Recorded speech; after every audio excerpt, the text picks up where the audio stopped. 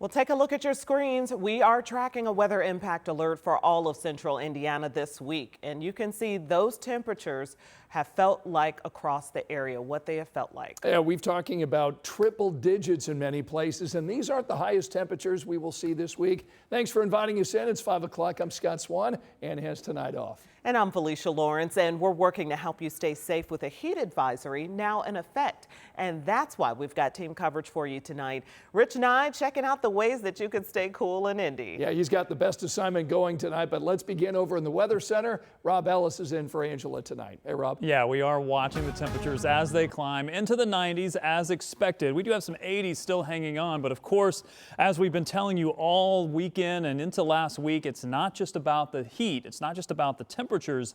It's about the humidity that makes it feel so much warmer. Feels like 102 right now in Indianapolis, officially at the airport, but you could be anywhere from the upper 90s to the 105 range, and that's why we do have those heat advisories that are in place. Future track will call for that to ease a bit overnight, but then we do this again for tomorrow near 105, and we do it again really for most of this week into Wednesday as well. In fact, Wednesday even into Thursday could be some of the warmest heat, some of the hottest temperatures that we're looking at through this entire week. Future track will continue into Thursday with those temperatures. So the heat advisory that's in place, that's going to be in place for quite a while, at least through the next 3 or 4 days or so, as the temperatures are expected to stay in the mid-90s. Now, we may see this cool down a bit. Unfortunately, this may end with a little bit of storminess as we get into Friday and Saturday coming up. We'll talk more about that and just why does it feel so much hotter? I'll explain coming up.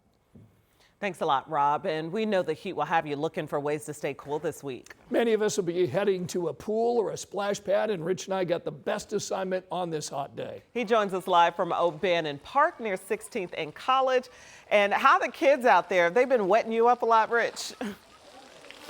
We're having a great time. I might be the biggest kid out here, but I can still have fun. And you can see I've drawn quite a crowd. This is a popular place here at O'Bannon Park, and why not? As hot as it is, this splash pad is the perfect place to cool off. And there are splash pads all over the city. You can certainly find one if you live in Marion County within 10 minutes of your location. Now, one thing I did learn today is that city pools are closed on Monday. This is the Garfield Family Aquatic Center. It will be back open again tomorrow. The pools are open on Tuesday through Sunday. Most of the time they open at 11 a.m. and they close about 6 p.m. It's going to cost you anywhere between $3 and $6 for a daily pass, depending on your age and the location. You can also buy an annual pass if you want to pay up for the whole summer. But even if you don't want to use the pool, the park may be a good place to go tomorrow if you just need to cool off. We're open Tuesday through Sunday. If folks also are in our parks or near a park and just need to get out of the heat, don't necessarily want to go to the pool, you can come into our centers. If you go to our same website and go to extreme weather, that will take you through our facility hours so that if you just need 15, 20 minutes to get out of the heat, that's really important, especially if you've been exercising out in a park or something like that. You know, a lot of the science says if you spend an hour in heat that's this extreme, you really need at least 20 to 30 minutes to cool off. Now, one pool that will not be opening this summer is SOM Family Aquatic Center. That's up on the northeast side. They had an issue where they just have not been able to hire a park manager, and that did not allow them to get the staffing they needed to open that very large city pool. So that one's going to be closed for the summer. Now, I wanted to introduce you to Win over here. This is Win. Win, can you turn around for a second? Hey, Win. This is Win. He's 18 months old, and I just got soaked. Wow. 18 months, his half birthday today. Happy birthday, Win. We'll have more for you tonight at 6 o'clock. I guess I'm wet now. It's good. There you go. It's the perfect day to be wet, and Win is winning tonight, being in that water as well. He's so cute. Rich, we don't want to see you pushing any little kids on the splash pad or jumping in front of the line on the slide. You respect their space, okay? All right. Hey, there we go. Rich Nye, everybody. Running Really through the cute. splash Almost pad. took a kid out. I saw that. Good job out there, Rich. Thanks so much. Well, certainly on a serious note, this weather can increase your risk of heat exhaustion and heat stroke. So the symptoms include muscle pain and tightness, heavy sweating and dizziness, plus confusion, seizures, and unconsciousness. So if you or someone you know experiences any of these, you should find a place to get cool and get in touch with your doctor. And we do want to let you know the city of Indianapolis will have several facilities serving as public cooling centers during this extreme heat. And those places include the Indy Parks Family Centers and Indianapolis Public Library branches. You can find the one nearest you and check out the hours they're open. We've got it all on WTHR.com/CNON13.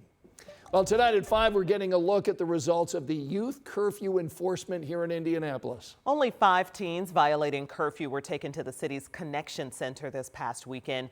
Ashton Hackman explains why police believe this approach is working. The numbers may be small, but Metro Police calls it a step in the right direction. Only 5 teens caught past curfew sent to the Connection Center. Numbers they hope to continue and improve upon for the 4th of July weekend. After last year's deadly 4th of July weekend, city leaders made juvenile curfew enforcement a priority. Instead of taking curfew violators to juvenile detention, officers bring them to the Connection Center at an undisclosed location. Police say the goal is intervention, not punishment. I think it gives us an opportunity to get in front of parents and have more of these direct conversations. The purpose behind the Connection Center is simple. It's accountability paired with opportunity. Instead of ending with an arrest, the process continues inside. Staff at the center contact parents, connect families with services, and try to address why teens were out in the first place. Now, we're appreciative of the parents and the guardians and the community members and the visitors and our community partners that continue to step up and come alongside us in keeping our young people safe. Police say they're seeing more parents respond and fewer teens violating curfew. We're looking for more long-term solutions, and that's where the Connection Center has really come in to step up, and it allows us to connect with our community partners and to look at long-term solutions of why are these kids out past curfew? Why are they engaged in this reckless or dangerous behavior? And we're able to intervene thanks to the curfew law. Whether that trend continues will likely become clearer after the holiday weekend. Metro Police tell us they will share safety plans ahead of the big 4th of July sometime this week. In Indianapolis, Ashton Hackman, 13 News. IMPD tells us they will activate the Connection Center again this weekend. Indy's extended curfew hours last through Labor Day weekend. Tonight, a 29-year-old man is now under arrest following a homicide and attempted murder investigation by the Indiana State Capitol Police. The man tonight is facing charges in 2 separate incidents at the same location.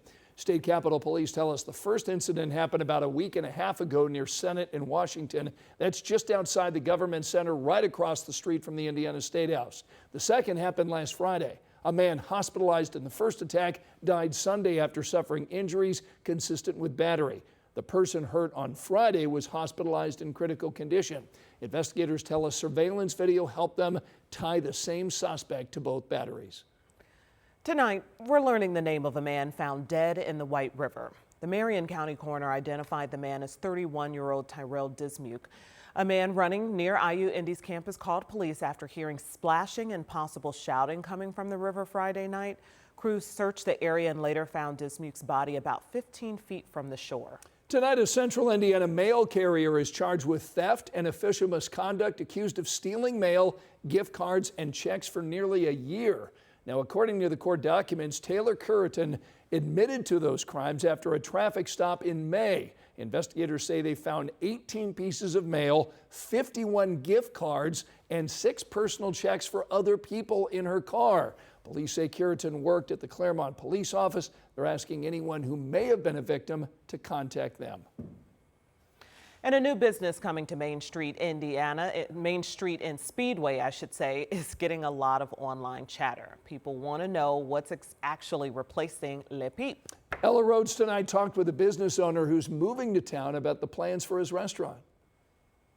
The owner of Tootie's Brickyard Kitchen and Bar tells me he wanted to invest in a community that values local business, and he made it clear that this space is not intended to be a nightclub. Behind these windows, Tootie's plans to serve food from wings and seafood to handcrafted cocktails and weekend brunch. But the town of Speedway says people are concerned with the restaurant moving in, and now we're looking into the business. Speedway did not elaborate on those concerns and declined an interview with 13 News. Neighbors say some worried it would bring in a nightlife scene. The owner tells us the restaurant will close at 11 p.m. and operate within the town's regulations. Stephanie Buster, who works and lives in Speedway, hopes people give the small business a chance. Just keep that in mind when you post stuff on Facebook to make sure that you're not posting things that will get riled up for no reason, because now this guy has to worry about this before he even opens the doors. The owner says he plans to open the business in August. In Speedway, Ella Rhodes, 13 News. All right, thanks, Ella. And a new greenway to connect the far east side of Indy to nature is now open. City leaders came together today to celebrate the opening of the Grassy Creek Greenway. And it connects people who live on the far east side of Indy to Grassy Creek Regional Park, and the new environmental center is now open. This was just the result of the first phase of this project. The second phase may begin as soon as 2031. Well, once complete, the two phases will add about 4.5 miles to the city's trails and greenways. Inspiring future firefighters, that's what Indianapolis firefighters hope they will accomplish with their annual Firefighter for a Day camp. Yeah, we want you to check this out. The camp taking place in Warren Township. 175 kids attended today. And 350 more kids are expected to attend the camp Tuesday and Wednesday. They get a chance to play games and learn what it's like to be a firefighter in a fun way. Anytime that we can get in firefighters in front of young little people to encourage them on fitness, on life, and inspire them to be our leaders of the future, it's always a good day. And this year's theme was teamwork, as they taught kids that together everyone achieves more. This was the 23rd year for that camp. Looks like the kids had a great time today.